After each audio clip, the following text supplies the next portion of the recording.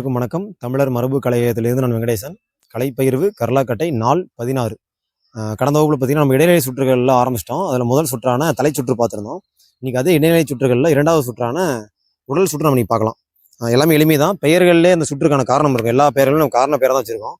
முடிந்தவரை எல்லா பெயர்களுமே அந்த காரணத்தோடு தான் இருக்கும். அப்போ உடல் சுற்று அப்படின்னா உடலை சுற்ற போகிறோன்னு மட்டும் நம்ம தெரிஞ்சுக்கிறோம். சரிங்களா? எப்படின்னு பாருங்கள். அதே தான் தலை சுற்று செய்த அதே நிலை.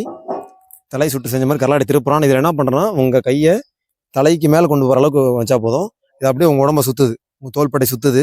பின்னோக்கி வந்தவொடனே இந்த இடத்துல நம்ம கவனிக்கணும். என்னன்னா இந்த நடுமுதுக்கு வந்தோடனே இந்த கையை கீழ் நோக்கி எடுத்து இந்த மொழியை திருப்பி உடம்பை சுற்றி எடுக்கப்போம்.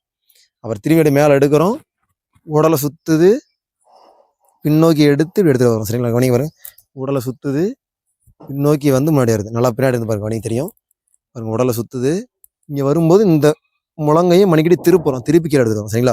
ரொம்ப எளிமையான சுற்று. இது எதுக்கு பயன்படும் அப்படின்னா உங்களோட முழங்கை, உங்களோட தோள்பட்டை, உங்களோட மணிக்கட்டு மூன்றோட குலைவுத்தன்மையை ரொம்ப அதிகப்படுத்தும். இங்கே அடுத்தடுத்த சுற்றுகள் கர்லாக்கட்டையில் மேம்பட்ட சுற்றுகள்லாம் போகிறதுக்காக அதுக்கு முன்னாடி நம்ம ஒரு தயார் நிலைப்படுத்தக்கூடிய சுற்றுகள் தான் இந்த இடைநிலை சுற்றுகள். சரிங்களா?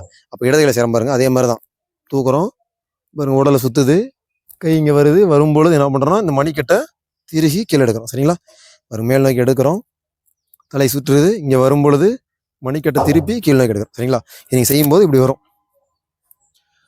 இது செய்யும்போது உங்களுக்கு ஒரு மணிக்கட்டில் வலி இருந்தால் இடை குறைவான கர்லாக்கட்டை பயன்படுத்துங்க. சரிங்களா?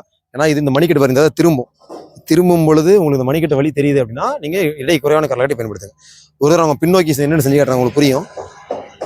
உடல் நோக்கி எடுக்கிறோம், கீழே வருது, இங்கே திருப்போம். சரிங்களா? எடுக்கிறோம், கீழே வருது, இதை உடலை சுற்றி செய்யறதுனால இப்போ உடல் சுற்று. இது தளர்வாக வச்சுட்டு செய்யணும், ரொம்ப இறுக்கமாக வச்சுட்டு செய்யக்கூடாது. ஏன்னா இந்த சுற்று வந்து பார்த்தீங்கன்னா நம்மளோட மணிக்கட்டுகளையும் மூட்டுகளோட குலைவுத்தன்மையை அதிகப்படுத்துறதுக்காக நீ இறுக்கி பிடி செஞ்சீங்கன்னா உங்களால் கர்லாக்கட்டை திருப்பவே முடியாது. சரிங்களா? அப்போ தளர்வா பிடிக்க மட்டும் வச்சுட்டு கையை தளர்வாக வச்சுட்டு செய்யணும். அப்போ தான் நெகிழ்வு தன்மையாக இந்த கர்லாக்கட்டை உடம்பு சுற்றி வரும்போது உங்கள் மணிக்கட்டுகள், உங்களோட முழங்கை எல்லாமே குலைவுத்தன்மை அதிகரிக்கும். சரிங்களா? சரி, அப்போ இது பேர் தான் வந்து உடல் சுற்று. உடலை சுற்றி வரலாம் உடல் சுற்று. அடுத்த சுற்றுகள் நம்ம அடுத்த வகுப்புல பார்க்கலாம். தொடர்ந்து பயணிகள், தொடர்ந்து பயணிப்போம். தமிழர் கலைகள் கற்போம், தமிழர் மரபை மீட்போம். நன்றி, வணக்கம்.